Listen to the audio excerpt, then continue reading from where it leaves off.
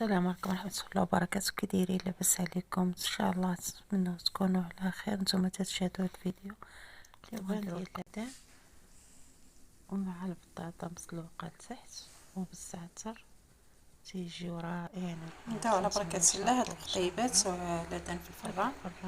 هنايا نص كيلو ديال لدان، واحد البصله، جوج دروس ديال الثومه، الزعتر، وهنا القزبر كارم والكمون والخرقوم ومليح والزيت العود.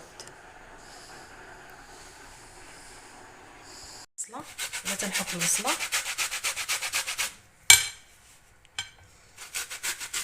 نقطع. دابا غادي نحك الثومه،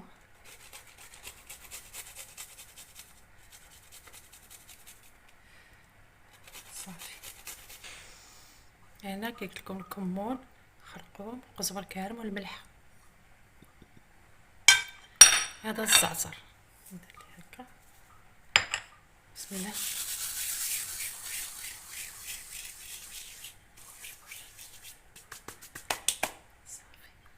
صافي بسم الله.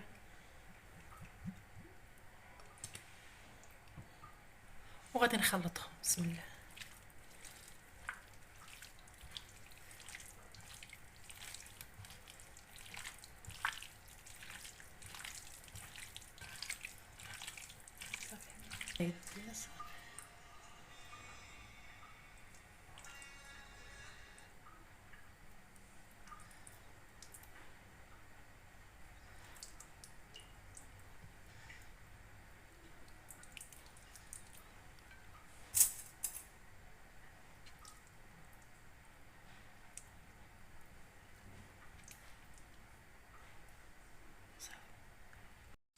هنايا راني ركبت القطبان وديك البصله اللي شلطت محكوكه وداك الشيء، هي شلطت بصيله اخرى وفرشتها ورميتها في هذيك القامه. مبغيتش نكثر القامه بزاف، صافي.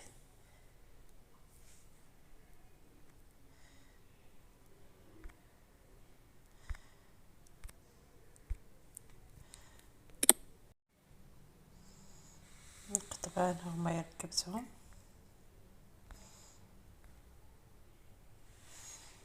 وهنايا شلطت بصله فرشتها خلطتها في ديك القامه اللي بقات. ودابا غنزيد على واحد البطاطا مسلوقه،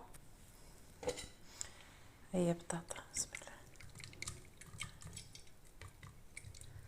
بقى فيها غير شويه الماء، دازها ما بقات شي حساب شي معلقه ديال الماء.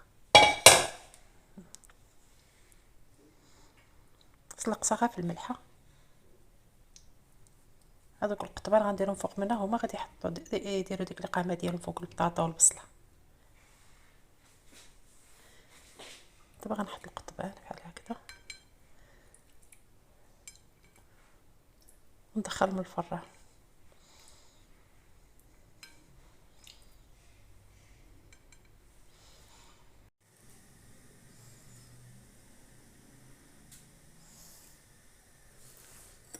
دابا غنزيد شويه زيت العود، بسم الله.